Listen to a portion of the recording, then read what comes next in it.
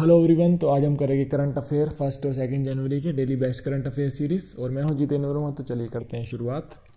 We Muraleedharan ने दुनिया भर में भारतीय डायस्पोरा के साथ जुड़ने के लिए ग्लोबल प्रवासी भारतीय पोर्टल और मोबाइल ऐप को लॉन्च किया है। वी मुरलीधरन कौन है? तो वी मुरलीधरन है हमारे विदेश राज्य मंत्री। ओके। एंड भारतीय डायस्पोरा क्या है? मतलब जितने भी दुनिया भर में भारत के लोग हैं, भारतीय डायस्पोरा। डायस्पोरा एक इंग्लिश वर्ड है जिसका मतलब होता है कि काफ़ी सारी मात्रा में जो लोग हैं, तो उसको बोलते हैं भारतीय डायस्पोरा। मतलब भारतीय जो लोग हैं जो दुनिया भर में, उनको आपस में जोड़ने के लिए एक मोबाइल और पोर्टल को लॉन्च किया गया है। वो लॉन्च किया है वी मुरलीधरन ने, जो कि हमारे हैं विदेश राज्य मंत्री। और विज्ञान और तकनीकी मंत्री यानी साइंस एंड टेक्नोलॉजी मिनिस्टर, वो कौन है? हर्षवर्धन है। हर्षवर्धन। आवास और शहरी संबंध के मंत्री कौन है हमारे? हरदीप सिंह पुरी। और इस प्रश्न का उत्तर है विदेश राज्य मंत्री। इसरो ने किस देश द्वारा पूरी तरह से विकसित पहले उपग्रह अमेजोनिया 1 को लॉन्च करने के लिए तैयार है? इसरो किस देश के पहले उपग्रह को लॉन्च करेगा? ब्राजील के। अमेजोनिया 1 को बनाया है ब्राजील ने और इसरो इसको लॉन्च करेगा सतीश धवन स्पेस सेंटर से। ठीक है। और इसरो का जो मुख्यालय है वो है बेंगलुरु में। और जो के सिवान जो है वो इसके चेयरमैन है इसरो के। और डीआरडीओ के चेयरमैन कौन है? डीआरडीओ के चेयरमैन है जी सतीश रेड्डी। और अभी जो ईरान ने भी थोड़े टाइम पहले एक सैटेलाइट को लॉन्च किया था, तो 2 सैटेलाइट को लॉन्च किया था। एक तो था नूर, दूसरा था जफर, जो ये है ईरान के, जो ईरान ने लॉन्च किए थे, ईरान ने। ठीक है। और नासा ने कौन सा किया था? साइरस। नासा ने जो लॉन्च किया था उसका नाम है साइरस। ये नासा का है। ठीक है। और एप स्टार 6D ये है चाइना का। ठीक है। ये चाइना ने लॉन्च किया था थोड़े टाइम पहले। और चाइना का जो नेविगेशन सिस्टम है उसका नाम है बीडोउ जो है चाइना का नेविगेशन सिस्टम है। और इंडिया का जो नेविगेशन सिस्टम है उसका नाम है नाविक जो है इंडियन नेविगेशन सिस्टम है। ठीक है। और रशिया ने भी थोड़े टाइम पहले एक सैटेलाइट लॉन्च किया था जिसका नाम है आर्कटिका एम। ये है रशिया का। तो ये सारा याद रखना है। अंतर्राष्ट्रीय वित्तीय सेवा केंद्र प्राधिकरण, जिसको इंग्लिश में बोलते हैं IFSCA यानी International Financial Service Centre Authority. ठीक है। वो IOSCO यानी International Organization of Securities Commission यानी कि अंतर्राष्ट्रीय प्रतिभूति संगठन हिंदी में बोलते हैं और इंग्लिश में बोलते हैं International Organization of Security Commission का एक सहयोगी सदस्य बन गया है। यानी IFSCA इसका एक सदस्य बन गया है इस ऑर्गेनाइजेशन का। तो IOSCO का मुख्यालय कहाँ है? IOSCO का मुख्यालय है मैड्रिड में। मैड्रिड है स्पेन में। तो आंसर है मैड्रिड।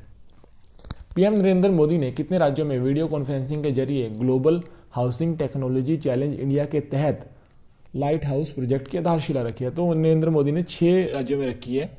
तो आंसर है 6। और ये राज्य भी मैंने लिख दिए हैं। मध्य प्रदेश में रखी है उन्होंने, इंदौर में, जहाँ पे लाइट हाउस प्रोजेक्ट्स बनाए जाएंगे। और गुजरात है, गुजरात में राजकोट में, चेन्नई तमिलनाडु में, रांची झारखंड, अगरतला त्रिपुरा की कैपिटल है अगरतला, लखनऊ है उत्तर प्रदेश में, उत्तर प्रदेश की कैपिटल है लखनऊ।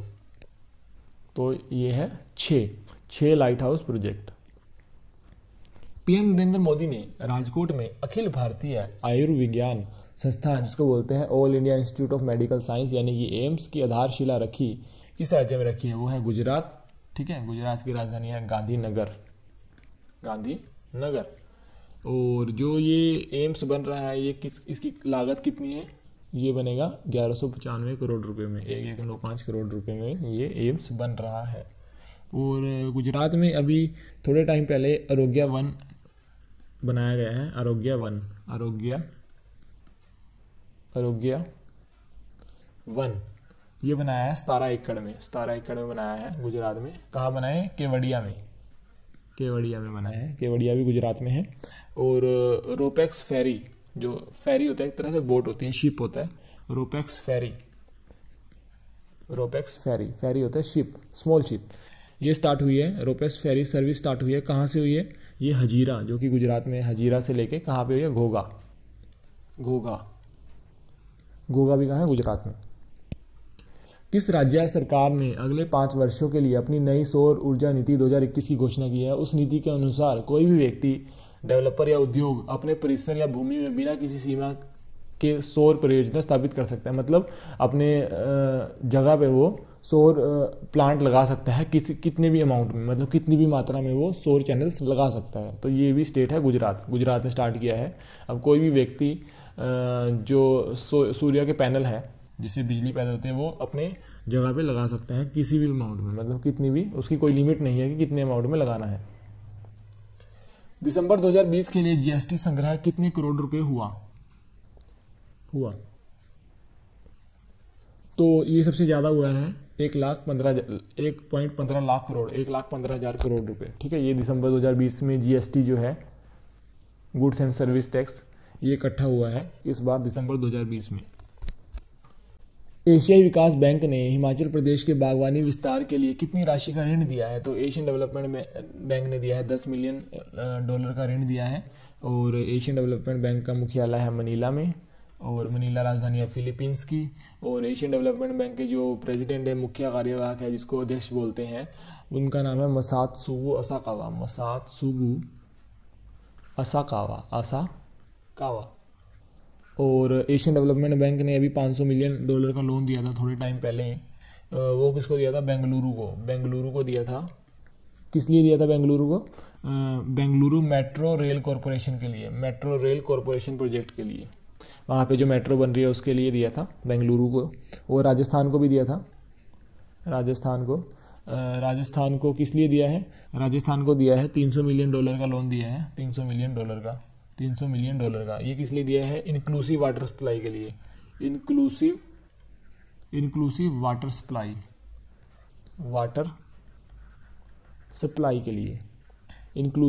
सप्लाई के लिए दिया है राजस्थान को $300 मिलियन का लोन। ठीक है, और एडीबी ने $231 मिलियन का लोन भी दिया है, $231 मिलियन का लोन। ये किसको दिया है? आसाम को दिया है, आसाम की जो राजधानी है दिसपुर है, आसाम को दिया है। किस लिए? वहाँ की जो पावर जनरेशन कैपेसिटी है उसको बढ़ाने के लिए। जो पावर जनरेशन कैपेसिटी अभी जितनी पावर जनरेट हो रही है उसको बढ़ाने के लिए, पावर जनरेशन कैपेसिटी को बढ़ाने के लिए $231 मिलियन का लोन दिया है एडीबी ने। किसको? आसाम को। केंद्रीय मंत्रिमंडल ने विभिन्न ट्रंक अवसंरचना घटकों के निर्माण के लिए उद्योग एवं आंतरिक व्यापार यानी कि department of promotion of industry and internal trade के संवर्धन विभाग के प्रस्ताव को मंजूरी दी है। वो उद्योग कौन से है? बेसिकली क्वेश्चन, इस प्रश्न का मतलब ये है कि जो department of promotion of industrial and internal trade है, जो कि DPIIT है, उन्होंने कई सारे उद्योगों के डेवलपमेंट, मतलब उनको बनाने के लिए मंजूरी दे दी है। वो उद्योग कौन कौन से हैं? तो अभी किन उद्योगों को मंजूरी मिली है? आंध्र प्रदेश में बनेगा कृष्णापट्टनम औद्योगिक क्षेत्र जिसकी लागत है 2,139 करोड़ रुपए। और कर्नाटक में बनेगा तुमकुरू औद्योगिक क्षेत्र, ओके, इसकी लागत आएगी 1701 करोड़ रुपए। और उत्तर प्रदेश के ग्रेटर नोएडा में बनेगा मल्टी मॉडल लॉजिस्टिक हब और मल्टी मॉडल ट्रांसपोर्ट हब, इसकी लागत आएगी 3,883 करोड़ रुपए। सो आंसर है ऊपर के सभी। तो अभी ये मदर टेरेसा अवार्ड दिए गए थे, ठीक है, और इसकी थीम आपको याद रख लेनी है, celebrating compassion in times of Covid. ठीक है, और celebrating compassion in times of Covid, ये इसकी जो थीम है, विषय था इस साल का था। और ये इन लोगों को दिया गया है, एंथोनी फॉसी को दिया है, फैबियो को दिया है, प्रदीप कुमार को दिया है, क्रिश्चियन फ्रैकेसी को दिया है, संजय पांडे को दिया है, विकास खन्ना को मिला है, के शैलजा को मिला है। तो ये आपको याद रख लेने हैं कि किन किन को जो है ये मदर टेरेसा अवार्ड दिए गए हैं। डीबीटी ने किस संगठन के साथ भारतीय SARS-CoV-2 जियोनोमिक कंसोर्टिया लॉन्च किया है? तो ये डीबीटी ने किया है इन 3 ऑर्गेनाइजेशन के साथ। अब मैं आपको बताता हूँ कि डीबीटी क्या है। डीबीटी है डिपार्टमेंट ऑफ बायोटेक्नोलॉजी, ठीक है, बायोटेक्नोलॉजी डिपार्टमेंट को बोलते हैं डीबीटी, डिपार्टमेंट ऑफ बायोटेक्नोलॉजी। ठीक है, आईसीएमआर को क्या बोलते हैं? आईसीएमआर की फुल फॉर्म होती है Indian council of medical research, Indian council of medical research. ठीक है, इसलिए बोलते हैं आईसीएमआर। और सीएसआईआर क्या होती है? सीएसआईआर होती है council of scientific and industrial research. ठीक है, ये है सीएसआईआर। और ये बेसिकली है कि ये एक रिसर्च प्रोग्राम है। ठीक है, रिसर्च प्रोग्राम है इसके अंदर ये 10 लैब बनाएंगे और उसमें रिसर्च करेंगे कोविड के लिए, और भी कई तरह की रिसर्च होगी। तो बेसिकली ये एक कोविड रिसर्च प्रोग्राम है जिसको नाम दिया है INSACOG, ओके, इंसाकोग ये प्रोजेक्ट का नाम है। ये एक रिसर्च प्रोग्राम है बेसिकली, ठीक है। तो ये आपको याद रखना है। IN से इंडियन जिसको बोलते हैं भारतीय, SA से है सार्स, ठीक है। CO से है कोव एंड G से है जियोनोमिक, ठीक है। तो ये इसकी फुल फॉर्म है यहाँ से लेके यहाँ तक। तो ये प्रोग्राम है, ये आपको याद रखना है। पिंपरी चिंचवाड़ नगर निगम ने भारत के पहले सोशल इम्पैक्ट बॉन्ड को बनाने के लिए किसके साथ समझौता ज्ञापन पर हस्ताक्षर किया? तो ऑर्गेनाइजेशन का नाम है UNDP, जिसको बोलते हैं यूनाइटेड नेशन डेवलपमेंट प्रोग्राम। और जो इसका मुख्यालय है, इसका मुख्यालय कहाँ पे है? इसका मुख्यालय है जिनीवा में। जिनीवा कहाँ पे है? जिनीवा है स्विट्जरलैंड में। और UN इसको बोलते हैं UNCTAD, यानी कि इसको बोलते हैं United nation conference on trade and development. United nation conference on trade and development. इसका मुख्यालय कहाँ पे है? इसका मुख्यालय है न्यूयॉर्क में, न्यूयॉर्क में। और यूनिसेफ है United nation international children emergency fund, इसका मुख्यालय भी न्यूयॉर्क में है। ये है यूनेस्को, और ये है United Nation Educational Scientific and Cultural Organization, इसका मुख्यालय है पेरिस में। इसका मुख्यालय है पेरिस में। पेरिस जो है राजधानी है फ्रांस की राजधानी है पेरिस। तो ये है United Nation Educational Scientific and Cultural Organization. Shantanu Mahapatra का निधन हो गया। वह किस क्षेत्र से संबंधित है? वो एक संगीतकार थे, तो ये आपको याद रखना है। और बच्चों और युवा श्रोताओं के लिए नई पुस्तक जिसका नाम है वायना मास्टर क्लास, किसके द्वारा लिखी गई है? ये लिखी है अल्फ्रेडो कोवेली ने। और ये कहाँ से है? ये इटली से है। इटली के राइटर है, ठीक है, लेखक है इटली के, अल्फ्रेडो कोवेली, इन्होंने लिखी है, इंपॉर्टेंट है। रेलवे बोर्ड के नए अध्यक्ष और CEO के रूप में किसे नियुक्त किया गया है? इनको नियुक्त किया है सुनीत शर्मा को। और ये किसकी जगह लेंगे? ये जगह लेंगे विनोद कुमार शर्मा की। इनसे पहले है विनोद कुमार यादव, नोट शर्मा, विनोद कुमार यादव है। और विनोद कुमार यादव की जगह अब नए जो CEO हो गए वो कौन हो गए? सुनीत शर्मा। ये दूसरे CEO हो गए इंडियन रेलवे के। पहले और इकलौते थे विनोद कुमार यादव फर्स्ट, और सेकंड कौन हो गए? सुनीत शर्मा। तो ये आपको याद रखना है, क्वेश्चन जरूर मिलेगा आपको एग्जाम में। और दिनेश कुमार खरा, ये चेयरमैन किसके हैं? स्टेट बैंक के। इनको भी अभी बनाया गया है, तो ये भी क्वेश्चन इंपॉर्टेंट है। और शक्तिकांत दास जो है वो है RBI के गवर्नर, तेलंगाना उच्च न्यायालय के नए मुख्याधीश के रूप में किसने नियुक्त किया गया है? ये नियुक्त किया हिमा कोहली को। ये है हिमा कोहली, ठीक है। और ये है जस्टिस S मुरलीधर। ये S मुरलीधर की पिक्चर यहाँ पे क्यों लगी है? क्योंकि इनको भी जज बनाया गया है, हाई कोर्ट का मुख्य न्यायाधीश बनाया गया है। ये है उड़ीसा की जो हाई कोर्ट है उनका मुख्य जज बनाया गया है S मुरलीधर को।